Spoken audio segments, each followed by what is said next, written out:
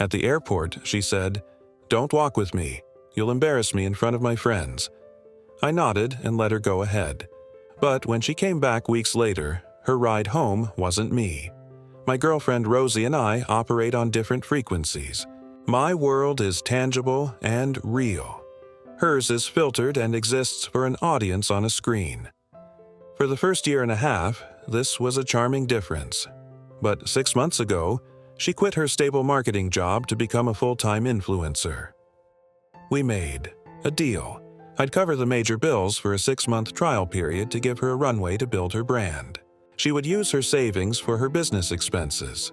It was a short-term, calculated risk. I was investing in her, not signing a blank check for life. Almost immediately, her business expenses started looking a lot like shopping sprees, and my patience was wearing thin. The whole arrangement felt less like a partnership and more like I was the silent producer of her one-woman show. The cracks were showing, little comments about how my life wasn't very aspirational, the way she'd talk to me like an assistant. This 3W Weekek content creation trip to Europe was supposed to be her last big push before the 6 months were up, and she had to start contributing again. The airport incident wasn't the first red flag, but it was absolutely the last. I drove her to the airport and helped her with her 3 oversized, ridiculously heavy suitcases. As we approached the check-in counter, she saw her friends, Lauren and Ashley. They were dressed like they were about to walk a runway, not sit on a 10-hour flight. They looked over at me in my comfortable jeans and hoodie, and I saw them exchange a look of faint disgust. Rosie stopped dead in her tracks. She turned to me, not with a loving goodbye, but with a look of sheer panic. "Okay, you can stop here," she said, her voice a harsh whisper. I was confused. "What do you mean? I'll walk you to security." She let out an exasperated sigh as if I had just suggested we churn our own butter in the middle of the terminal. She glanced over at her friends who were pretending not to watch, and then looked back at me. "Don't walk with me," she said, her voice low and sharp. "You'll embarrass me in front of my friends." And there it was, the final confirmation. I wasn't a person to be loved and missed. I was a potential embarrassment to be managed. A stain on her carefully crafted image. I looked past her and saw Lauren and Ashley smirking. They had heard. In that moment, our entire relationship replayed in my head, but this time with perfect clarity. Every dismissive comment every time, I felt like an accessory instead of a partner. It all clicked into place. The love I felt for her didn't just die. It evaporated. I didn't get angry. I didn't raise my voice. A strange, almost joyful calm settled over me. I looked at her perfectly made-up face, and I just nodded. "You're right," I said, my voice even and polite. "I wouldn't want to do that." I let go of her luggage cart. "Have a great trip," I said. Then I turned around and walked away without looking back. She stood there, stunned into silence. She was expecting a fight, an argument, some drama she could later recount to her friends. She didn't get it. All she got was my back, walking away, getting smaller and smaller. As I walked out of the airport, I pulled out my phone. She was going to be gone for 3 weeks. That was more than enough time. She was about to get the rebranding of a lifetime, and her ride home definitely wasn't going to be me. Update 1. The drive home from the airport was the most productive hour of my life. The petty, emotional part of me wanted to just go home and throw all her stuff on the lawn. But the part of me that values structure and process knew that this needed to be handled with precision. This wasn't a demolition. It was a careful, deliberate disassembly. My first stop was the dealership where I bought the luxury SUV she drove. It was a beautiful car, and she loved being seen in it. It was also a car that was entirely in my name. I walked in, found the sales manager I'd worked with before, and told him I wanted to sell it back. He was a bit surprised, but he knew a good deal when he saw one. By the end of the afternoon, the paperwork was signed. The car was theirs, and a very large check was in my pocket. Step 1 complete. When I got home, the house felt strange. It was filled with her presents. Her clothes were in the closet, her products were all over the bathroom, and her filming studio had taken over the entire spare bedroom.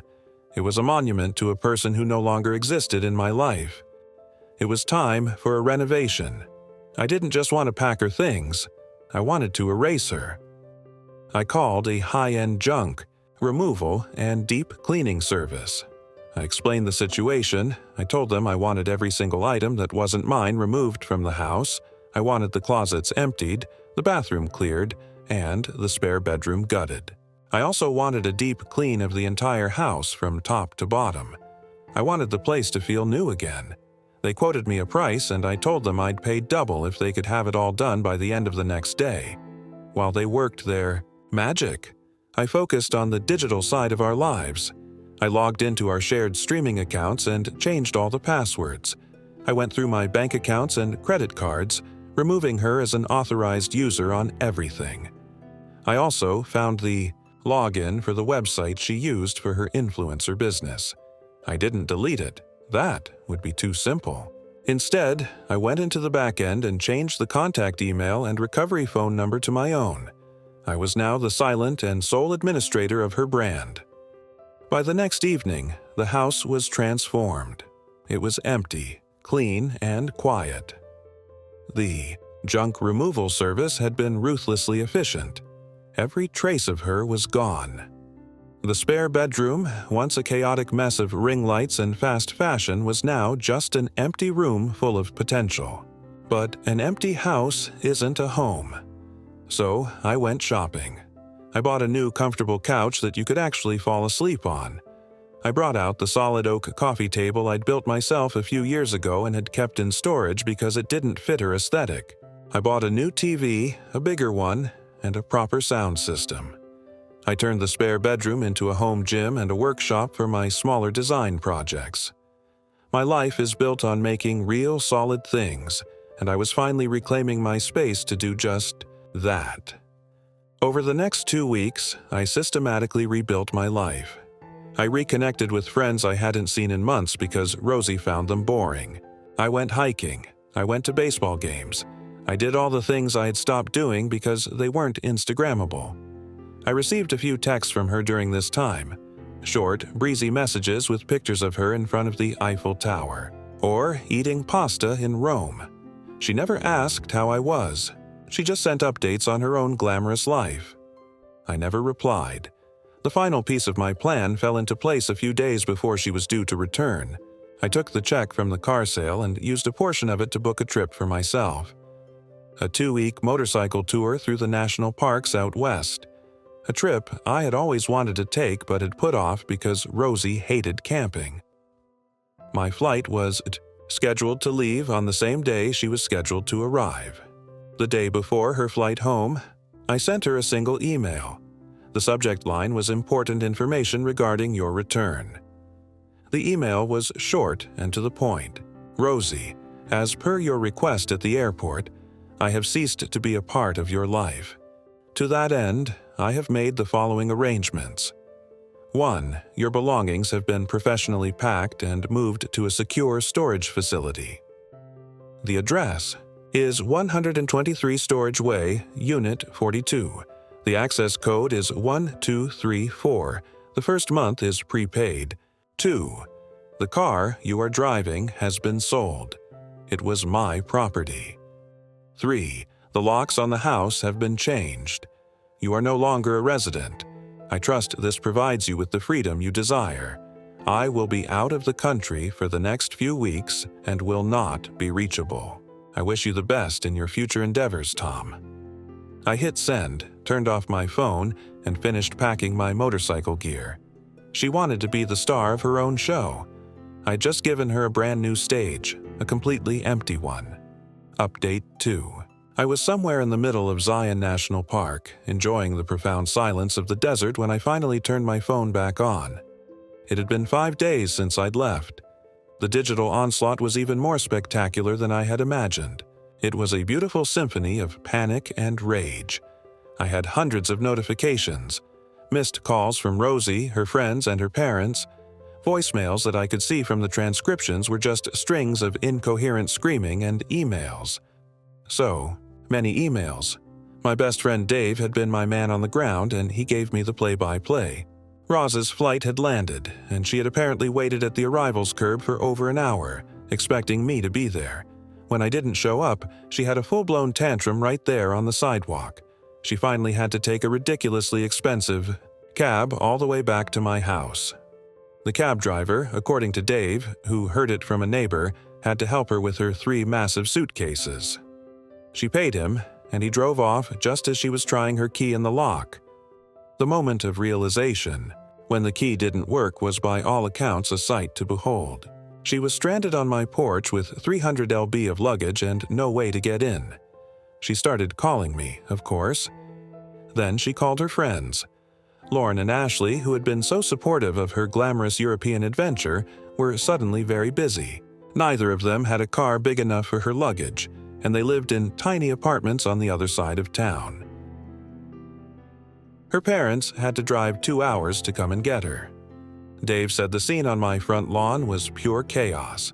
Her father was yelling, her mother was crying, and Rosie was just sitting on one of her suitcases staring at the front door of the house. She was no longer welcome in. The social media campaign started that night. It was a coordinated attack. Rosie, Lauren, and Ashley all posted long, tearful stories about the dark side of relationships and how I had abandoned Rosie, leaving her homeless and stranded. They were trying to paint me as a monster, but I had already inoculated our mutual friends against their nonsense. Before I left, I had sent a short private message to a few key people. I told them that Rosie and I had broken up and that she had said some things that made it clear we wanted very different lives. I asked them to just reserve judgment until they had all the facts. So when the smear campaign started, it didn't land. People were skeptical. The story of what she had said to me at the airport had already started to leak out. Her narrative of being a blameless victim wasn't holding up. The most glorious part, however, was what I had done with her website. Remember how I had taken administrative control? While I was on my trip, I had made one small change. I replaced her entire portfolio of glamorous filtered photos with a single high-resolution image. It was a picture of the receipt from the junk removal company with the total cost circled in red. Underneath it, I added a single line of text: "Brand undergoing a strategic realignment. Please check back soon for updates." I heard from Dave that one of her few remaining followers saw it and sent her a screenshot. Her entire online persona, her business, had been reduced to a receipt for throwing her stuff away. She had a complete meltdown and took the entire site offline. The legal threats came a week later. A letter from a fancy law firm demanding I restore her access to the house and provide financial support. My lawyer, a man who enjoys this kind of thing a little too much, sent back a response. It included a copy of the deed to the house in my name only, a copy of the car title in my name only, and a detailed invoice for her half of all living expenses for the past year, which far exceeded any claim she could possibly make.